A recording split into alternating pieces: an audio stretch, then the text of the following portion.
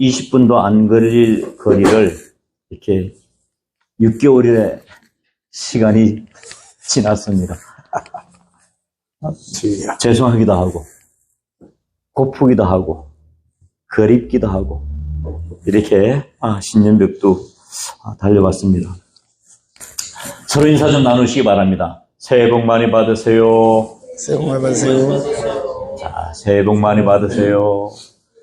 자, 더 축복 받으시려면요, 옆자리 좀 채워주시면은 더 큰 축복 받으실 줄 믿습니다. 아멘. 아멘. 우리나라에는 다른 나라에 없는 주역이라는 그러한 사주 보는 그 부분에서 12종류의 짐승을 가지고 띠를 서로가 명료합니다. 저는 58년 개띠입니다. 남들이 그래요. 목사님 무슨 띠예요? 무슨 띠요? 과거에는 58년 개띠를 했지만은 지금은 복음의 진리 허리띠라고 해요. 복음의 진리 허리띠. 네? 이제 60 중반으로 이렇게 나이가 이렇게 지나면서 이제 철이 드는 것 같아요. 이제 철이 드는 것 같아요.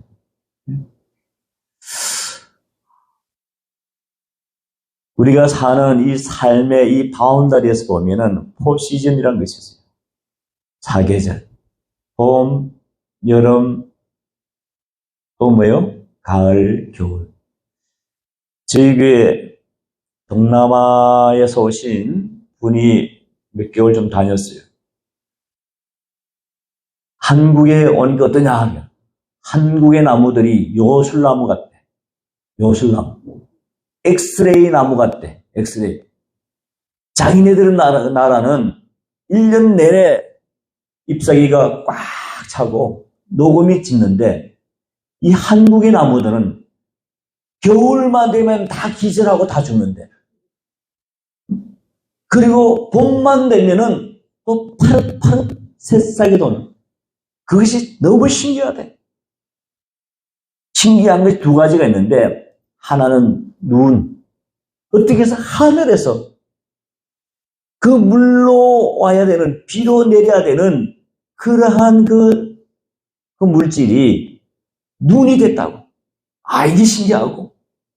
또 겨울 되면 나무들이 다 기절해가지고 엑스레이 사진같이 보이다가 봄, 여름 되면은 또 그 나무가 잎이 무성해지는 이 자체가 너무 한국인 자체가 좀 그러한 늘 이렇게 새롭게 여겨진다 하더라고요. 그래요.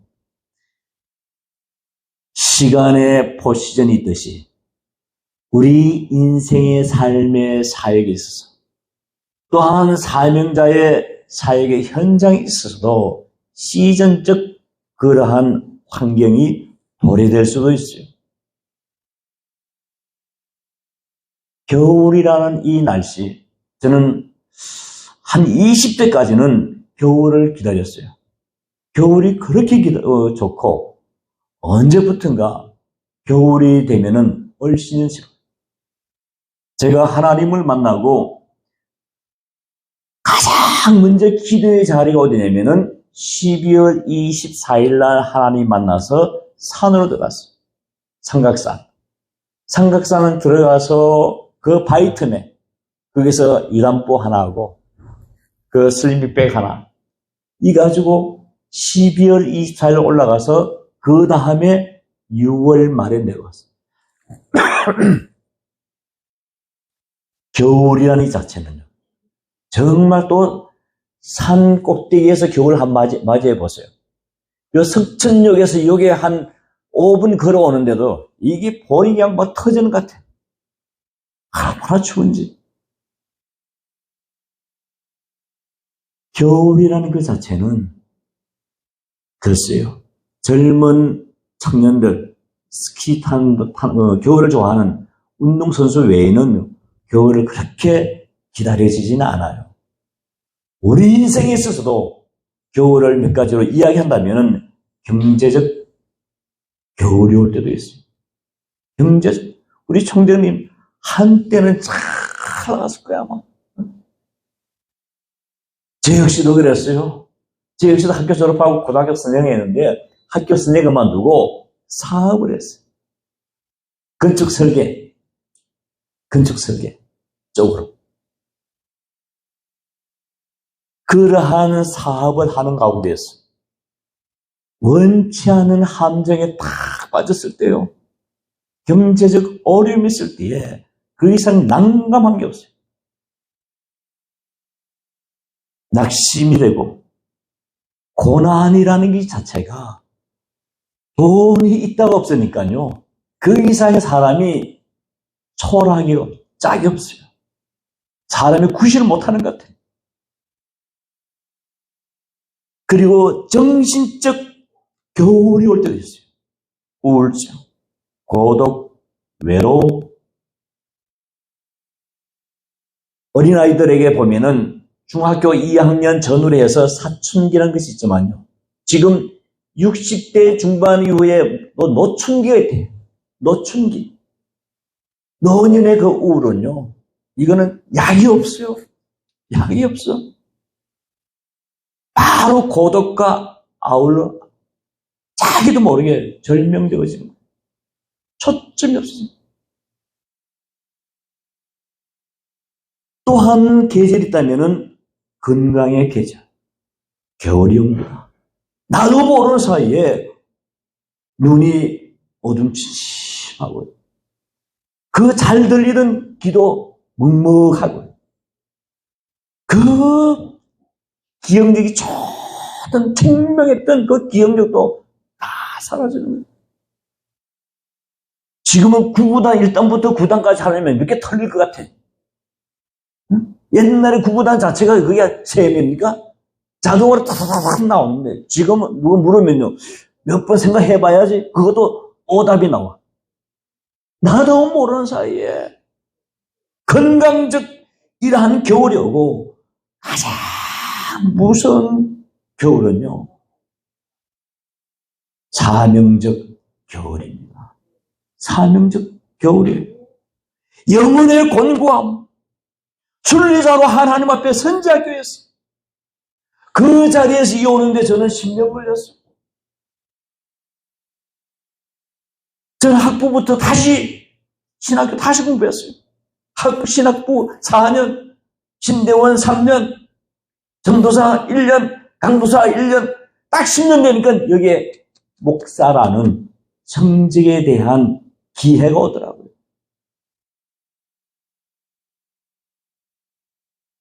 순례자라는, 선지자라는, 선지 학교에서 선지 학생이라는 거룩의 신분을 부여받으면서 나는 순례자다. 나는 순례자다. 이러한 10년 가운데서 하나님의 나라를 또한 미지의 사역의 그 비전을 품고 선지학교 다녔던 지난날. 그 지난날에 뜨거웠고 그 열정이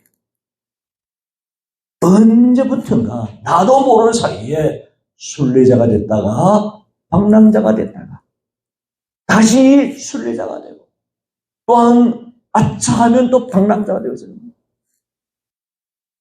영혼의 곤고함 사명자들이 오죽했으면 850대 1 엘리야가 그러한 갈멜사 선상에서 엄청난 대성을 거둔 그런 하나님의 선지자가 오히려 어떤 면에서 보면은 죽기를 바랬던 그러한 순간들이 있었던 것처럼 우리 또한 피할 수 없는 영혼의 곤고함의 때가 올 수도 있다는 말씀입니다. 저는 말씀으로 돌아가서 블레셋과 이스라엘이 전쟁을 함에 있어서 엘리 제사장의 두 아들도 전사했고 두 아들의 그 전사의 소리 듣고 엘리 제사장도 뒤에 그 자리에서 넘어져서 목이 부러지고 그는 제사장과 그 자녀들 죽음뿐만 아니라 이스라엘의 가장 영혼의 신물적 법계까지 빼앗기고 말았어요.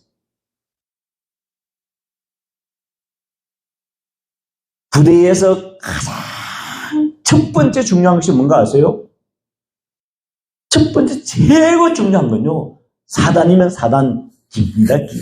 사단기예요. 저는 1월 첫째 주는 남한산성에서 인조대왕의 그러한 그 과거의 그 회상가고 남한산성을 한번 이렇게 쭉 눈여왔던 그러한 길을 이렇게 투어하면서 제 친구 목사님이 남한산성 한옥 수양관이 있더라고요. 너무나 잘 되더라고요. 너무 잘 됐어요. 거기서 숙박하면서 신년벽도 구국을 위해서 기도하고 그것도 조금 아쉬웠어. 인천 언더우드 아핀젤레가 1885년 4월 5일 인천항에 선교의 첫발 디딘 그 한 곳, 지금 큰 선교 탑이 서 있는데 거기서 출발해서 휴전선 155마일 10군데의 전망대를 계속 돌다리 건너듯이 투어하면서 강원도 고성까지 구국을 위해서 계속 기도하고 지난주 금요일 저녁에 도착했어요. 그래서 나라 민족을 위해서 뭔가가 좀 신념벽도 구국을 위해서 나라 없으면요 다 없습니다. 나라 없으면 다 없어요. 우리 목회자 몇 명이 한번 투어 한번 하자.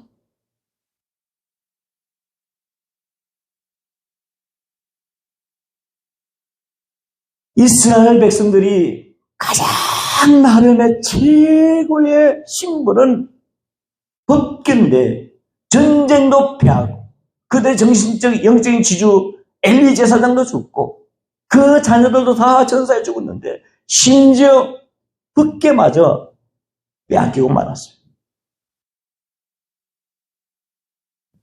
하나님께서 이스라엘을 완전히 패망시킨 것 같지만은 오늘 말씀으로 쭉 봐서 하나님의 그 간섭하심과 하나님의 임마누엘의 그 사역이 이스라엘 그 백성들의 병든 그 모습을 다시 한 번 더 하나님께서 치리하고 회복시켜주는 것을 본문을 통해서 알 수가 있는데요. 우리의 삶과 삶 가운데에서 목적이란 부분을 분명히 명시해놓고 앞으로 나아갈 때는 하나님께서 나도 모르는 사이에 임마누엘이라는 에베네셀이라는 도우심과 동행에 대한 하나님의 그 뜻을 항상 우리가 느끼고 늘 감사하는 마음으로 사역을 또한 삶을 영위해 나아갈 수가 있습니다. 고린도전서 10장 31절 말씀에 보면은 그런즉 너희가 먹든지 마시든지 무엇을 하든지 누구를 위해서 하라고요? 하나님의 영광을 위해서 하라고. 이사야서 43장 7절에서 21절 이 말씀에 보면은 이 백성은 내가 나를 위하여 지었나니 나를 찬송하게 하려 하느니라. 하나님의 부르심과 하나님께서 우리에게 지으신 그 목적이 분명히 있다는 사실입니다. 인생에 있어서, 목회에 있어서, 우리의 이 모임에 있어서 분명한 어떠한 목적의 정의가 있을 겁니다. 우리 총재님 벌써 만난 지가 여러 해 됐는데요. 저분은 오로지 가장 신선한 모임단체, 머리 싸움하지 않고, 어깨 싸움하지 않고, 명예 싸움하지 않고, 정말 순수하게 하나님 나라를 위해서, 이 나라의 민족을 위해서, 꺼져가는 한국교회를 위해서 다시 한번 재건할 수 있는 그러한 우리의 모임단체를 만들고 싶다고. 너무 멋있더라고요. 동의가 되고 찬성이 되고 함께하고 싶은 마음이 만나서부터 항상 그 부분이, 지금도 그 어느 한 부분에 갖고 있어요.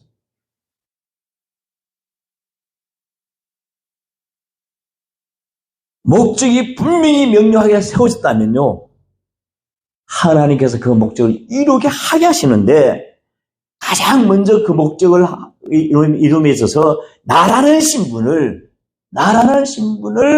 내려놓고 하나님과 나와의 그 부름에 있어서 내가 누구지? Who am I? 나는 누구지? 나는 것을 다시 한 번 더 세상적 그러한 욕심과 철학은 내려놓고 영적인 신분에 있어서 나라는 사람은 어떠한 사람인가? 이걸 알아야 돼요. 이걸 알아야 돼요. 그래서 디모데전서 6장 11절 이하의 말씀에 보면은 너 하나님의 사람아. 나는 어떤 사람이라고요? 하나님의 사람이라고. 하나님의 사람이라고. 그 하나님의 사람의 그 신분은 거룩성이 있어야 되고, 그 하나님의 사람의 사역성에 보면은, 고린도후서 3장 2절 말씀에 보면은 너희는 우리의 편지라. 편지 안에는 내용물이 있어야 되고, 그 내용물을 전할 수 있는 전달자의 소명의식을 갖고 있어야 돼요.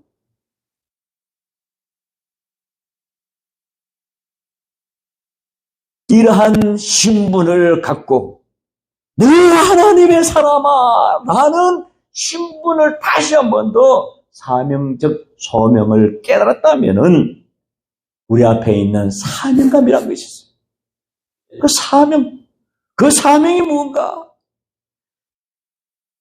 이러한 하나님의 뜻을 놓고 하나님의 나라를 놓고 이 시대에 우리에게 허락하신 그 소명을 가지고 일을 할 때에는요, 에스겔서 16장 6절 말씀에 보면은 그냥 어영부영 부렁이 다 넘어가듯이 그렇게 하는 것이 아니라 무슨 말씀을 하고 있는데요. 제가 읽어드린다면은 내가 너의 곁으로 지나갈 때에 네가 피투성이가 되어 발진하는 것을 보고 너에게 이르기를 너는 피투성이라도 살아있으라. 다시 이르기를 너는 피투성이라도 살아있으라. 포기하지 말라고.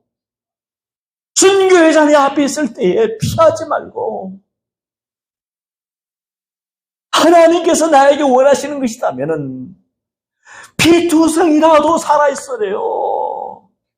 포기하지 말고 그 사명의 사역에서 주저앉지 말고, 오늘 말씀에 이 핵심 멤버 이미 결론이 나와졌어요. 제목으로 벳세메스로 가는 암소들의 그런 사명의 자세 가지고 어리송하지 우러대도 뒤돌아보지 아니하고 주신 시대적 사명을 잘 감당하는 말씀입니다.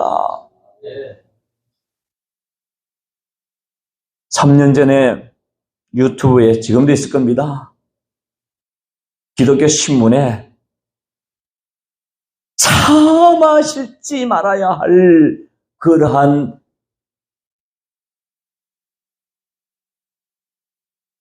기독교의 현실에 대해서 고발성이 있는데요. 성동구에는 성동교회입니다. 그 성동교회가 술집에 팔렸어요. 술집에 팔렸다고요. 성동구청에서 제일 큰 교회입니다. 강대상이 제일 VIP 로열식이래요. 한번 열어보세요. 성동교회 어떻게 팔렸는가.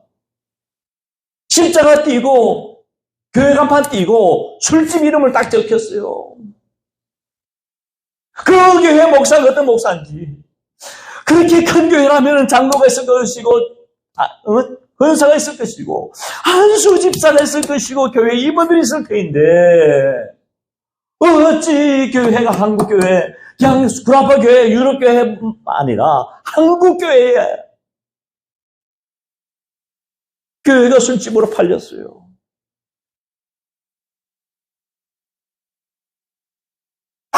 안타까운 현실입니다. 에스겔서 16장 이 말씀에 보면은 네가 피투성이라도 좀 살아있어라. 나는 그 부분은요 절규하는 마음 가지고 포기하지 않고 하나님 앞에 매어 달리는 말씀입니다. 우리의 삶과 삶 가운데에서 저는 항상 성경을 읽을 때마다 이 사무엘상 5장, 6장, 7장 이걸 쭉 읽을 때마다 이 벳세메소로 가는 암소가 내가 아닌가? 하나님께서 나에게 이러한 이 시대에 귀한 사명 사역을 주셨다면은 물질적 또한 건강적, 가정적 이 부분 어린 송아지가 온다 할지라도 뒤돌아보지 않은 벳세메소에 걸어가는 그 암소들의 그 소의 그런 사명감을 갖고 하나님께서 허락하신 이 직임을 잘 감당해야 되겠다. 그 마음을 가져보겠습니다. 저희 사람이 우리 딸 셋인데 셋들 전부 동시에 유학을 다 보냈어요.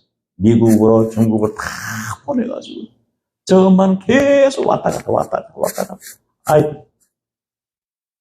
막내 애가 초등학교 4학년 마치고 혼자 2억 말리 나가 유학 가 있는데 저 엄마가 이제 간 거예요. 얘가 공부 잘하나? 정 잘하고 있는 거. 하나님 은혜 가운데 잘하고 있는 거. 그래 너무 반가운데 또다시 이제 같이 잠자고 그 다음날 돌아와야 되는데 아이가 엄마가 한국에 간다니까 그 2억 말리 그 땅에서 운동장에서 엄마 나 데려가라고.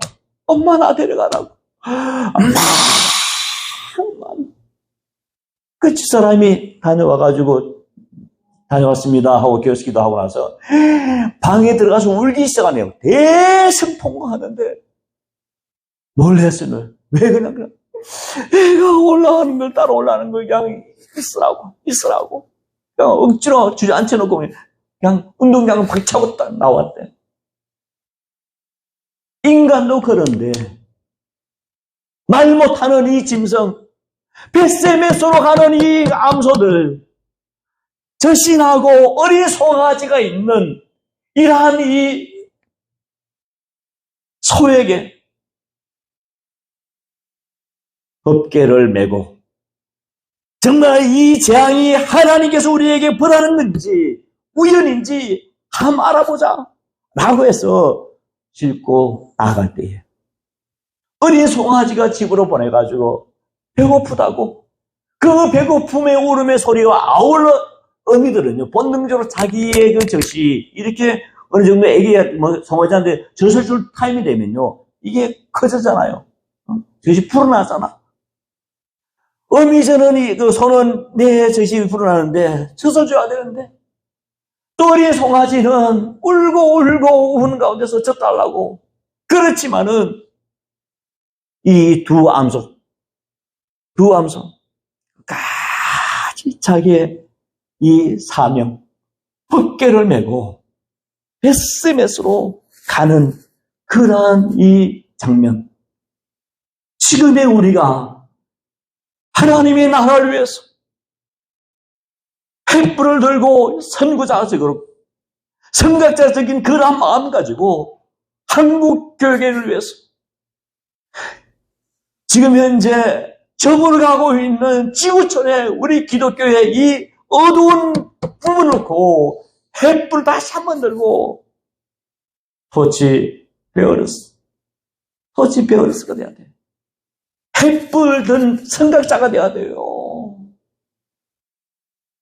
한국 기독교 70년 전, 30년 전, 20년 전에 그 한국 교회가 지금 아닙니다. 아니에요.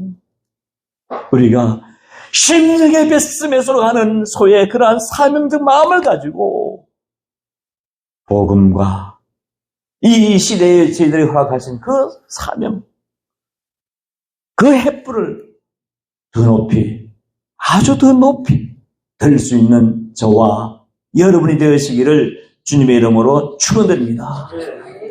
나눠드린 우리 악보, 벳세메스로 가는 이 악보 같이 한번 부르면서 말씀을 정리하고자 합니다. 가렵니다. 벳세메 다 같이요. 가렵니다.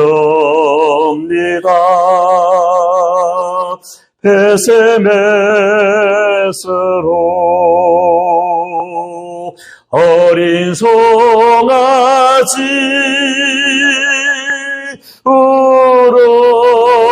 울어대도 가렵니다.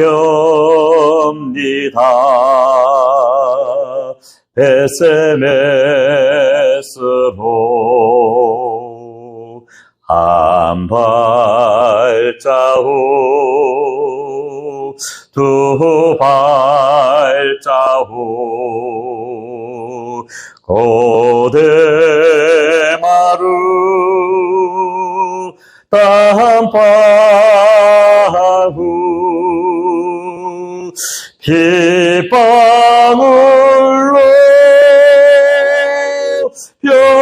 변하는 길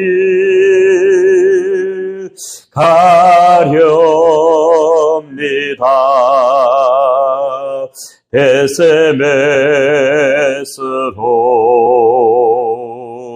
오네 주여 오네 주여 내게 능력을 주옵소서.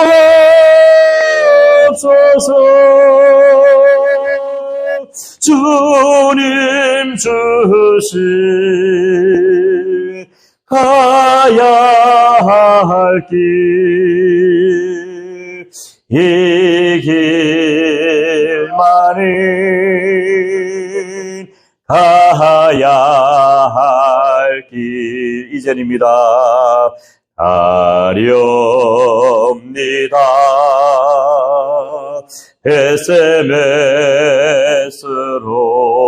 벳세메스로 가렵니다.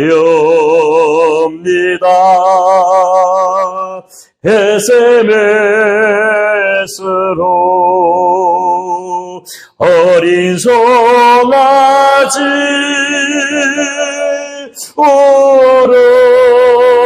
울어대도 가렵니다.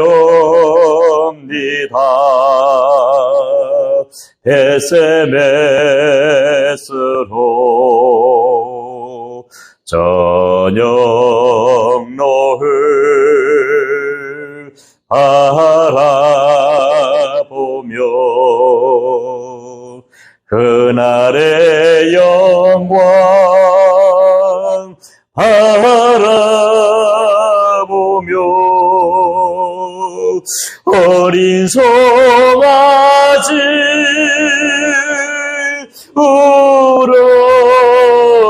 울어대도 가렵니다. 벳세메스로 오네 주여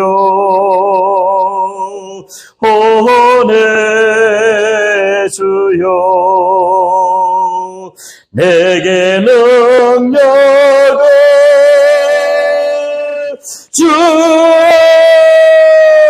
주옵소서. 주님 주신 가야 할 길, 이 길만은 가야 할 길. 기도하시겠습니다. 주님의 뜻이라면은, 당신의 뜻이라면은 하늘 끝까지 따른다는 저희들의 소명의 첫 발자국 작심 3일 겨지지 않도록 하여 주셨고, 아니 송아지 오른다 하자도 가정의 물질로 내 건강에 여러 가지 신혼의 어려움으로 인해서 삶의 여러 가지 문제가 있는 그 가운데서라도 하나님께서 이 시대의 기도에 이 햇불던 저희들 하나님 선각자 되어지게 하여 주셨고, 이 들고 있는 이 햇불 꺼지지 않도록 하여 주셨고, 어두운 한국 세계의 모든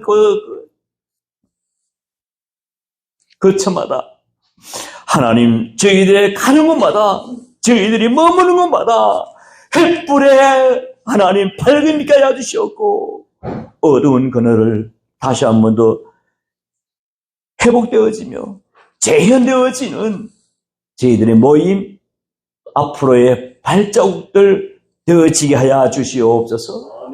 예수님의 이름으로